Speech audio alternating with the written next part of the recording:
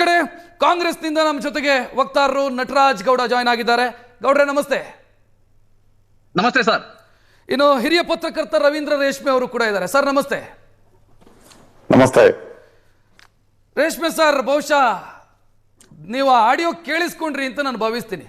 ಮುಚ್ಕೊಂಡು ಕೊಟ್ರೆ ಚಲೋ, ಇಲ್ಲ ಅಂತಾದ್ರೆ ವಸೂಲಿ ಮಾಡಿಸ್ತೀನಿ ಅಂತ ಒಬ್ಬ MLA ಹೇಳೋದು. ಎಲ್ಲಿ ಹೋಗಿ ತಲುಪಿದೆ ಸರ್ ಪರಿಸ್ಥಿತಿ ಇದು? ನೋಡಿ, 2023 ಅಸೆಂಬ್ಲಿ ಅಸ್ತಿತ್ವಕ್ಕೆ ಬಂದಾಗಿಂದ ಅದಕ್ಕೇನೋ ಬಾಲಗ್ರಹ ದೋಷ ಅಂತಾರಲ್ಲ, ಆ ಥರ. ಅದರಲ್ಲೂ 2024 ಲೋಕಸಭಾ ಚುನಾವಣಾ ಫಲಿತಾಂಶ ಪ್ರಕಟವಾಗ್ತಿದ್ದ ಹಾಗೇನೆ ಒಬ್ರು MLC, ಒಬ್ರು ಮಾಜಿ ಸಂಸದ, ಇಬ್ರು ಜೈಲ್ ಪಾಲಾದ್ರು. ಇಬ್ರು ಲೈಂಗಿಕ ಅತ್ಯಾಚಾರ ಪ್ರಕರಣದಲ್ಲಿ ಜೈಲ್ ಪಾಲಾದ್ರು. ಅದರಲ್ಲಿ ಒಬ್ರು ಬೇಲ್ ಪಡ್ಕೊಂಡು ಹೊರಗೆ ಬಂದ್ರು. ಅವ್ರು MLC, ಇನ್ನು ಹಾಲಿ MLC. ಮಾಜಿ ಸಂಸದರೊಬ್ರು ಇನ್ನೂ ಜೈಲಲ್ಲೇ ಇದ್ದಾರೆ. ಅವರು ಮಾಜಿ ಪ್ರಧಾನಿಯ ಮೊಮ್ಮಗ ಅನ್ನೋ ಅತ್ಯಂತ ಆಘಾತಕಾರಿ ಅಂಶ ಕೂಡ.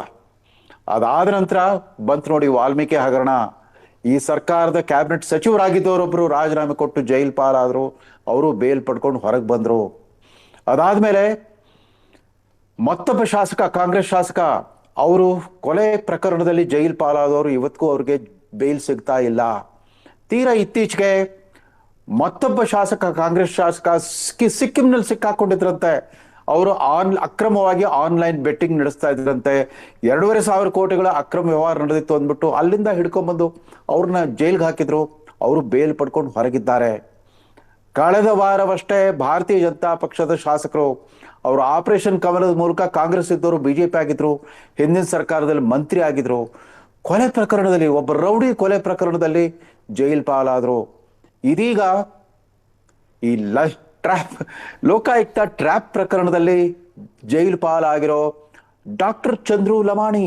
ನೀವು ಹೇಳ್ದಾಗೆ ಆತ ಒಬ್ಬ ವಿದ್ಯಾವಂತ ರಾಜಕಾರಣಿ, ಹೊಸ ತಲೆಮಾರಿನ ವಿದ್ಯಾವಂತ ರಾಜಕಾರಣಿ. 1979ರಲ್ಲಿ ಜನಿಸಿದವರು, ಈಗ ಇನ್ನು 36-37 ವರ್ಷ. 89ರಲ್ಲಿ, ಹೌದು, 89ರಲ್ಲಿ ಜನಿಸಿದವರು. ಅಂದ್ರೆ ಈಗ ತಾನು ಅವ್ರಿಗೆ 36-37 ವರ್ಷ. ಆತ ಒಂದು ಬಡ ದಿಂಡೂರು ತಾಂಡಾದಿಂದ ಒಂದು ಬಡ ಲಂಬಾಣಿ ಕುಟುಂಬದಲ್ಲಿ ಬೆಳೆದು ಬಂದವರು. ಪ್ರತಿಭಾಶಾಲಿ ವಿದ್ಯಾರ್ಥಿ ಆಗಿದ್ರು. ಗದಗ್ನಲ್ಲಿ ಹೈಸ್ಕೂಲ್ ಓದ್ಬಿಟ್ಟು ಹುಬ್ಬಳ್ಳಿಯ ಸರ್ಕಾರಿ ಕಿಮ್ಸ್, ಕರ್ನಾಟಕ ಮೊದಲು KMC ಮೆಡಿಕಲ್ ಕಾಲೇಜ್ ಅಂತ ಕರಿತಾ ಇದ್ರು, ಸರ್ಕಾರಿ ವೈದ್ಯಕೀಯ ಕಾಲೇಜಿನಲ್ಲಿ ಮೆರಿಟ್ ವಿದ್ಯಾರ್ಥಿಯಾಗಿ, ಮೆರಿಟ್ ಮತ್ತು ಮೀಸಲಾತಿ ವಿದ್ಯಾರ್ಥಿಯಾಗಿ MBBS ಮುಗಿಸಿದ್ರು. ತುಮಕೂರಿನ ಕಾಲೇಜಲ್ಲಿ MD ಮಾಡಿದ್ರು. ಸರ್ಕಾರಿ ವೈದ್ಯಾಧಿಕಾರಿ ಆಗಿದ್ರು. ಅವರು ತಾಲೂಕ್ ಮೆಡಿಕಲ್ ಆಫೀಸರ್ ಆಗಿದ್ರು. ಅವರು ಮೆಡಿಕಲ್ ಆಫೀಸರ್ ಆಗಿದ್ದಾಗಲೇ ಒಂದು ಎಡವಟ್ಟು ಮಾಡ್ಕೊಂಡಿದ್ರು. ಈ 2023 ಚುನಾವಣಾ ಸಂದರ್ಭಕ್ಕೆ ಕೆಲವೇ ದಿನಗಳ ಮೊದಲೇ ಅವ್ರ ವಿರುದ್ಧ ಸಾರ್ವಜನಿಕರ ದೂರುಗಳು ಬಂದಿದ್ವು. ಅದು ಏನು ಅಂತಂದ್ರೆ, ಸರ್ಕಾರಿ ಆಸ್ಪತ್ರೆಗಳಲ್ಲಿ 2004ರಿಂದ ಯೂಸರ್ಸ್ ಚಾರ್ಜ್ ಅಂತ, ಬಳಕೆದಾರರ ಶುಲ್ಕ ಅಂತ ಚಾರ್ಜ್ ಮಾಡ್ತಾರೆ. OPDಗೆ 5 ರೂಪಾಯಿ, ಎಕ್ಸ್ರೇಗೆ 50 ರೂಪಾಯಿ, ಹೆರಿಗೆಗೆ 100 ರೂಪಾಯಿ ಇತ್ಯಾದಿ. ಈ ಎಕ್ಸ್ರೇ ಮತ್ತು OPD ಹಣವನ್ನ, ಈ ಯೂಸರ್ ಚಾರ್ಜ್ ಅನ್ನು ದುರ್ಬಳಕೆ ಮಾಡಿಕೊಂಡಿದ್ರು ಅನ್ನೋ ಆರೋಪ ಹೊರಿಸ್ಬಿಟ್ಟು ಲೋಕಾಯುಕ್ತರು ಇವ್ರ ಮೇಲೆ FIR ದಾಖಲು ಮಾಡಿದ್ರು. ತನಿಖೆ ನಡೀತಾ ಇತ್ತು. ಅದೇನೋ BJP ಸರ್ಕಾರ ಅಧಿಕಾರದಲ್ಲಿತ್ತು, ಆ ತನಿಖೆ ಅಷ್ಟಕ್ಕೆ ನಿಲ್ತು. ಇನ್ನೇನು ಇವ್ರಿಗೆ ಟಿಕೆಟ್ ಘೋಷಣೆ ಆಗೋಕ್ಕಿಂತ ಒಂದು ವಾರ ಮುಂಚೆ ರಾಜೀನಾಮೆ ಕೊಟ್ಟು, ಸರ್ಕಾರಿ ವೈದ್ಯಾಧಿಕಾರಿ ಕೆಲಸಕ್ಕೆ ರಾಜೀನಾಮೆ ಕೊಟ್ಟು ಟಿಕೆಟ್ ಪಡ್ಕೊಂಡು ರಾಮಕೃಷ್ಣ ದೊಡ್ಡಮನಿ ಅನ್ನೋ ಪ್ರಕ್ಷೇತ್ರ ಅಭ್ಯರ್ಥಿಯನ್ನು 28,000ಗಳಷ್ಟು ದೊಡ್ಡ ಬಹುಮತದಿಂದ ಸೋಲಿಸಿ ಗೆದ್ದು ಬಂದ್ರು. ಅದು ರಾಜ್ಯದಲ್ಲೆಲ್ಲ ಕಾಂಗ್ರೆಸ್ ಗಾಳಿ ಬೀಸ್ತಾ ಇದ್ದಾಗ, ಕಾಂಗ್ರೆಸ್ ಇನ್ನೇನು 136 ಸೀಟ್ಗಳ ಪ್ರಚಂಡ ಗೆಲುವು ಸಾಧಿಸ್ತಾ ಇದ್ದಾಗ ಇವ್ರು ಗೆದ್ದು ಬಂದ್ಬಿಟ್ರು. BJPಯಿಂದ ಗೆದ್ದು ಬಂದ ಅತ್ಯಂತ ಯಶಸ್ವಿ ಅಭ್ಯರ್ಥಿಗಳಲ್ಲಿ ಇವರೊಬ್ಬರಾಗಿದ್ರು. ಅಯ್ಯೋ, ವಿದ್ಯಾವಂತ ಲಂಬಾಣಿ ಸಮುದಾಯದ ಒಬ್ಬ ವಿದ್ಯಾವಂತ ಡಾಕ್ಟ್ರು ಅವರು ಶಾಸಕರಾಗ್ತಿರೋದೇ ಆ ಸಮುದಾಯಕ್ಕೆ ಹೆಮ್ಮೆ ತರುವಂತ ವಿಚಾರ ಆಗಿತ್ತು. ಆದ್ರೆ ಈ ವ್ಯಕ್ತಿ ಈ ಎಡವಟ್ಟು ಮಾಡ್ಕೊಂಡ್ರಲ್ಲ.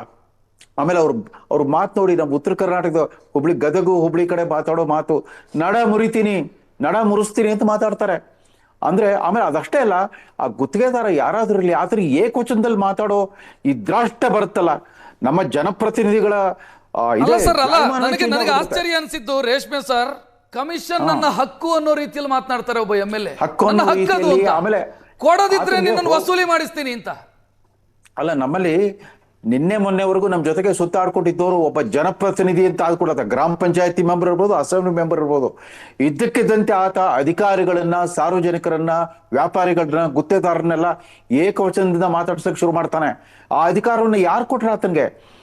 ಒರಟು ಭಾಷೆಯಲ್ಲಿ ಏಕವಚನದಲ್ಲಿ ಮಾತಾಡ್ತಾ ಆತನ ದುಡ್ಡು ವಸೂಲಿ ಮಾಡಕ್ ನಿಂತಿದ್ದಾನೆ. ಆದರೆ ಅದು ಒರಟು ಮಾತಿನಲ್ಲಿ ಮಾತಾಡಿ ನಡಮುರಿಸ್ತೀನಿ ಅಂತ ಮಾತಾಡ್ತಾನೆ. ಅಂದರೆ ಎಷ್ಟು ಅವ್ರಿಗೆ ಕಾನ್ಫಿಡೆನ್ಸ್ ಎಷ್ಟಿದೆ ನೋಡಿ.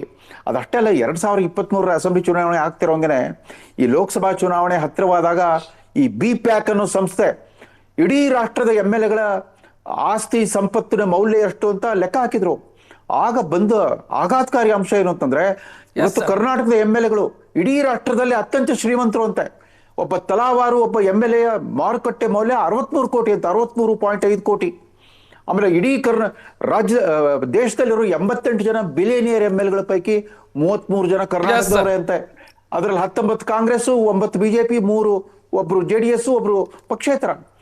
ಇದು ಅಂದ್ರೆ ಕರ್ನಾಟಕದಲ್ಲಿ ಯಾವ ರೀತಿ ವ್ಯಾಪಾರೀಕರಣ ಆಗ್ಬಿಟ್ಟಿದೆ ಮತ್ತು ಅಪರಾಧೀಕರಣ ಆಗ್ತಾ ಇದೆ. ಅಪರಾಧೀಕರಣ ಆಗ್ತಿರೋದು ಅತ್ಯಂತ ಅಪಾಯಕಾರಿ ಬೆಳವಣಿಗೆ. ಎಸ್ ಸರ್, ಹಾಗೆ ಇರಿ, ನಾನು ಮಾತನಾಡಿಸ್ತೀನಿ. ನಟರಾಜ್ ಗೌಡ್ರನ್ನ ಇನ್ಕ್ಲೂಡ್ ಮಾಡ್ಕೋತೀನಿ. ಗೌಡ್ರೆ, ಏನೋ ಷಡ್ಯಂತ್ರ ಮಾಡಿದಿರಂತೆ, ಕಾಂಗ್ರೆಸ್ನ ಕಡೆಯಿಂದ ಆಗಿರುವಂತ ಷಡ್ಯಂತ್ರ ಅಂತ ಅವರು ಬೆಂಬಲಿಗರು ಹೇಳ್ತಿದ್ದಾರೆ. ಇಲ್ಲ, ಈಗ ಬಿಜೆಪಿಯ ರಾಜಕೀಯ ಸಿದ್ಧಾಂತ ಅಂದ್ರೆ ಭ್ರಷ್ಟಾಚಾರ. ಬಿಜೆಪಿಯ ರಾಜಕೀಯ ಸಿದ್ಧಾಂತ ಮೌಲ್ಯಗಳನ್ನ ಹೋಯ್ತು ಅವ್ರಿಗೆ ಅನೈತಿಕತೆ, ಅವ್ಯವಹಾರ, ಅತ್ಯಾಚಾರ, ಅನಾಚಾರ, ಭ್ರಷ್ಟಾಚಾರ ಬಿಜೆಪಿಯ ರಾಜಕೀಯ ಸಿದ್ಧಾಂತಗಳಾಗಿದ್ದಾವೆ. ಇವತ್ತು ಅಲ್ಲರಿ, ಆ ಬಿಜೆಪಿಯ ಶಾಸಕರ ಬಾಯಿಗೆ ಯಾರು ತುರ್ಕಿದ್ರ ಮಾತನ್ನ, ನಿನ್ ಕಂಠ ಮುರಿತೀನಿ, ನಿನ್ ವಸೂಲಿ ಮಾಡ್ತೀನಿ, ಕೊಡಲ್ಲ ಅಂದ್ರೆ ಸುಮ್ಮನೆ ಬಿಡೋದಿಲ್ಲ ನಿನ್ನ ಅಂತ ಧಮಕಿ ಹಾಕಿ ವಸೂಲಿ ಮಾಡ್ತಕ್ಕಂತಹ ವಸೂಲಿ ರಾಜಕಾರಣಿ ಆಗಿರ್ತಕ್ಕಂತಹ ಬಿಜೆಪಿ ಶಾಸಕ ಕಾಂಗ್ರೆಸ್ ಮೇಲೆ ಅಥವಾ ಅವ್ರ ಬೆಂಬಲಿಗರ ಕಾಂಗ್ರೆಸ್ ಮೇಲೆ ಯಾವ ರೀತಿಯ ಹಾಸ್ಯ ಅಂತ ಆಗುತ್ತೆ. ಇದನ್ನ ಬಿಜೆಪಿಯ ವಿರೋಧ ಪಕ್ಷದ ನಾಯಕ ಆರ್ ಅಶೋಕ್ ಮತ್ತೆ ವಿಜೇಂದ್ರ ಇದಕ್ಕೆ ಉತ್ತರ ಕೊಡ್ಬೇಕು. ಯಾಕಂದ್ರೆ ಬಿಜೆಪಿ ಸರ್ಕಾರ ಇದ್ದಾಗಲೂ ಕೂಡ 2008ರಿಂದ ಅದು ಭೂಮಿಯನ್ನ ಡಿನೋಟಿಫೈ ಮಾಡೋ ಮುಖಾಂತರ, ಗಣಿಯನ್ನ ಲೂಟಿ ಮಾಡೋ ಮುಖಾಂತರ, ಚೆಕ್ ಅಲ್ಲಿ ಲಂಚ ತಗೊಳ್ಳೋ ಮುಖಾಂತರ, ಕ್ಯಾಶ್ ಅಲ್ಲಿ ಲಂಚ ತಗೊಳ್ಳೋ ಮುಖಾಂತರ. ನಟರಾಜ್ ಗೌಡ್ರೆ, ಇವತ್ತಿಗೆ ಸಿಕ್ಕಿದ್ದೆ ಚಾನ್ಸ್. ಯಾಕಂತಂದ್ರೆ ಬಿಜೆಪಿ ವಕ್ತಾರರೇ ಇಲ್ಲ, ಎಷ್ಟಾದ್ರೂ ಮಾತನಾಡಬಹುದು. ಬಿಜೆಪಿ ವಕ್ತಾರರೇ ಇಲ್ಲ. 10,000 ಕೋಟಿ ರೂಪಾಯಿ ಅವ್ರ ಕಚೇರಿ ಅಸೆಟ್. ಅವ್ರೇನು ಇವ್ರಿಗೆಲ್ಲ ತಲಾ ಒಬ್ಬೊಬ್ರಲ್ಲ ಭ್ರಷ್ಟಾಚಾರ ಮಾಡ್ತಿರೋ, ಲೂಟಿ ಹೊಡಿತಿರೋ ಗೊತ್ತಿಲ್ಲ, ನಮ್ಗೆ ಇಷ್ಟು ಕೊಡ್ಬೇಕು ಅಂತ ಫಿಕ್ಸ್ ಮಾಡಿರ್ಬೇಕು ಬಿಜೆಪಿಯ ನಾಯಕರು, ರಾಷ್ಟ್ರೀಯ ನಾಯಕರುಗಳು.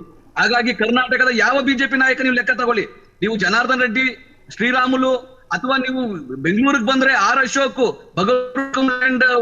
ಅಲಾಟ್ಮೆಂಟ್ ಅಲ್ಲಿ ಅತ್ಯಂತ ದೊಡ್ಡ ಭ್ರಷ್ಟಾಚಾರಿ ಅಂದ್ರೆ R Ashok. Vijendra artificial check ಲಂಚ ತಗೊಂಡ್ರು ಅಂತ ಮಾಹಿತಿ ಇದೆ. ಅದು ವಿಜೇಂದ್ರ ಸರ್ವಿಸ್ ಟ್ಯಾಕ್ಸ್ ಅಂತ ಇತ್ತು ಬಿಜೆಪಿ. ನಟರಾಜ್ ಗೌಡ್ರೆ ಕೇಳಿಸ್ಕೊಳ್ಳಿ. ನಟರಾಜ್ ಗೌಡ್ರೆ, ಸರ್ಕಾರ ಇದ್ದಾಗ ಈಗ ಚಂದ್ರು ಲಮಾಣಿ ಅವರ ಬೆಂಬಲಿಗರು ಹೇಳೋದು, ದೂರು ಕೊಟ್ಟಿರುವಂತ ಗುತ್ತಿಗೆದಾರ ಕಾಂಗ್ರೆಸ್ ಅಲ್ಲಿ ಗುರುತಿಸಿಕೊಂಡವರು, ವಿಜಯ್ ಪೂಜಾರ್ ಅನ್ನುವಂಥ ಗುತ್ತಿಗೆದಾರ ಕಾಂಗ್ರೆಸ್ ಅಲ್ಲಿ ಗುರುತಿಸಿಕೊಂಡವರು, ಅವರ ಫ್ಯಾಮಿಲಿ ಹಿಸ್ಟ್ರಿನೇ ಕಾಂಗ್ರೆಸ್ ಪಕ್ಷದ ಜೊತೆಗೆ ಗುರುತಿಸಿಕೊಂಡವರು, ಅವರು ಟ್ರ್ಯಾಪ್ ಮಾಡಿಸಿದ್ದಾರೆ ಡಾಕ್ಟರ್ ಚಂದ್ರು ಲಮಾಣಿಯನ್ನ ಅಂತ ಅವ್ರ ಬೆಂಬಲಿಗರು ಹೇಳ್ತಾ ಇರೋದು. ಅಲ್ಲ, ಇರ್ಬೋದೇನಲ್ಲ, ಅವ್ರು ಕಾಂಗ್ರೆಸ್ ಗುರುತಿಸ್ಕೊಂಡಿರ್ಬೋದು, ಅವ್ರಿಗೆ ತಪ್ಪೇನಿಲ್ಲ. ಆದರೆ ಒಬ್ಬ ಗುತ್ತಿಗೆದಾರನಿಗೆ ನೀವು ಯಾವ ರೀತಿ ಧಮಕಿ ಹಾಕಿದ್ದೀರಿ, ಯಾವ ರೀತಿ ವಸೂಲಿ ಮಾಡಕ್ಕೆ ನೀವು ಬೇಡಿಕೆ ಇಟ್ಟಿದ್ದೀರಿ, ಯಾವ ರೀತಿ ಲೋಕಾಯುಕ್ತದವ್ರು ನಿಮ್ಮನ್ನ ಟ್ರ್ಯಾಪ್ ಮಾಡಿದ್ದಾರೆ, ರೆಡ್ ಹ್ಯಾಂಡ್ ಆಗಿ ಹಿಡಿದಿದ್ದಾರೆ ನಿಮ್ಮನ್ನ. ಇದಕ್ಕಿಂತ ದೊಡ್ಡ ಬೇಕಾ? ಲೋಕಾಯುಕ್ತರು ಹಂಗೆ ಮಾಡೋದು, ಲೋಕಾಯುಕ್ತ ಟ್ರ್ಯಾಪ್ ಮಾಡೋದೇ ಆ ರೀತಿ. ಇವ್ರೊಬ್ಬನೇ ಅಲ್ಲ, ಆ ವಿರೂಪಾಕ್ಷಪ್ಪ ಅಂತ ಲಾಸ್ಟ್ ಟೈಮ್ ಬಿಜೆಪಿಯ ಶಾಸಕ 8 ಕೋಟಿ ರೂಪಾಯಿ ತನ್ನ ಹಾಸಿಗೆಯಡೆ ಮಡಿಕೊಂಡು ಮಲಗಿದ್ದಂತಲ್ಲ, ಅದು ಇದೇ ರೀತಿ ಟ್ರ್ಯಾಪ್ ಮಾಡಿ ಹಿಡಿದಿದ್ದು. ಅವರ ಮಗ 40 ಲಕ್ಷ ರೂಪಾಯಿ ಕ್ಯಾಶ್ ತಗೋಬೇಕಾದ್ರೆ ಟ್ರ್ಯಾಪ್ ಮಾಡಿ ಹಿಡಿದ್ರು. ನಾವು ಲೋಕಾಯುಕ್ತಕ್ಕೆ ಯಾವ ರೀತಿ ಕೆಲಸ ಮಾಡ್ಬೇಕು ಅಂತ ಲೋಕಾಯುಕ್ತ ಕೇಳ್ಕೊಡಕ್ ಸಾಧ್ಯ? ನಾವು ಲೋಕಾಯುಕ್ತ ಸ್ವತಂತ್ರ ಅದನ್ನ ದುರ್ಬಲ ಬಿಡ್ತೀವಿ ಅಂತ ಬಿಜೆಪಿ ಹೇಳ್ತಾ ಇದ್ರು. ಇವತ್ತು ಲೋಕಾಯುಕ್ತ ಟ್ರ್ಯಾಪ್ ಮಾಡಿ ಹಿಡಿದಿದ್ದಾರೆ. ಹೌದು, ಬಿಜೆಪಿಯ ಶಾಸಕರು ಬಣ್ಣ ಬಯಲಾಗಿದೆ. ಅಧಿಕಾರದಲ್ಲಿದ್ದಾಗ್ಲೂ ಕೂಡ 22 ನಿಗಮಗಳಲ್ಲಿ ಅವರು ಭ್ರಷ್ಟಾಚಾರ ಮಾಡಿದ್ರು. ಭೋವಿ ನಿಗಮ, ಅಂಬೇಡ್ಕರ್ ನಿಗಮ, ಕರಕುಶಲ ಕೈಗಾರಿಕೆ, ಕೃಷಿ ಇಲಾಖೆಗಳಲ್ಲಿ ಯಾವುದರಲ್ಲಿ ಭ್ರಷ್ಟಾಚಾರ ಮಾಡಿರ್ಲಿಲ್ಲ. ಈಗ ಅದು ಭ್ರಷ್ಟಾಚಾರವನ್ನ ಮುಂದುವರಿಸ್ತೀವಿ. ಭ್ರಷ್ಟಾಚಾರವೇ ನಮ್ಮ ಸಿದ್ಧಾಂತ. ಭ್ರಷ್ಟಾಚಾರಕ್ಕೆ ನಮ್ದು ಅಧಿಕೃತ ಮುದ್ರೆಯನ್ನ ಒತ್ತಬೇಕು. ನಾವು ಆಗಿಂದ ಇದನ್ನ ದೃಢೀಕರಿಸಬೇಕು ಅಂತ ಹೇಳಿ ಇವತ್ತು ದೃಢೀಕರಿಸಿದ್ದಾರೆ. ಅವ್ರನ್ನ ನಾವ್ ಯಾರೋ ಹೋಗಿ ಲಂಚ ತಗೊಳ್ಳಿ ಅಂತ ಯಾರು ಹೇಳಿರ್ಲಿಲ್ಲ. ಅವ್ರಿಗೆ ಯಾರು ಕಾಂಗ್ರೆಸ್ ಅವರು ಯಾರು ಹೇಳಿರ್ಲಿಲ್ಲ ಅವ್ರಿಗೆ ಲಂಚ ತಗೊಳ್ಳಿ ಅಂತ, ಧಮಕಿ ಹಾಕಿ ಅಂತ ಹೇಳಿರ್ಲಿಲ್ಲ, ಲೋಕಾಯುಕ್ತ ಟ್ರ್ಯಾಪ್ ಆಗಿ ಅಂತ ಹೇಳಿರ್ಲಿಲ್ಲ. ಇವತ್ತು ಬಿಜೆಪಿ, ಈಗ ಕೇಂದ್ರ ಸರ್ಕಾರದವ್ರು ಹೇಳ್ಬೇಕು, ಕೇಂದ್ರ ಸರ್ಕಾರದಲ್ಲಿ ಏನಿದೆ, ಪಿಎಂ ಕೇರ್ಸ್ ಹಗರಣ ಇದೆ. ನಟರಾಜ್ ಗೌಡ್ರೆ, ಒಂದೇ ನಿಮಿಷ ಅಲ್ಲ, ಎಲ್ಲಿಂದ ಎಲ್ಲಿಗೆ ಹೋಗೋದು ಬೇಡ, ಇದಕ್ಕೆ ಸೀಮಿತವಾಗಿ ಮಾತಾಡೋಣ. ಸೀಮಿತವಾಗಿ ಮಾತಾಡೋಣ. ನನಗೊಂದು ಬ್ರೇಕ್ ನ ಸಮಯ, ಮಾತನಾಡ್ತೀನಿ. ಚಿಕ್ಕ ಬ್ರೇಕ್ ನಂತರ ಕಾರ್ಯಕ್ರಮ ಮುಂದುವರಿಯುತ್ತೆ.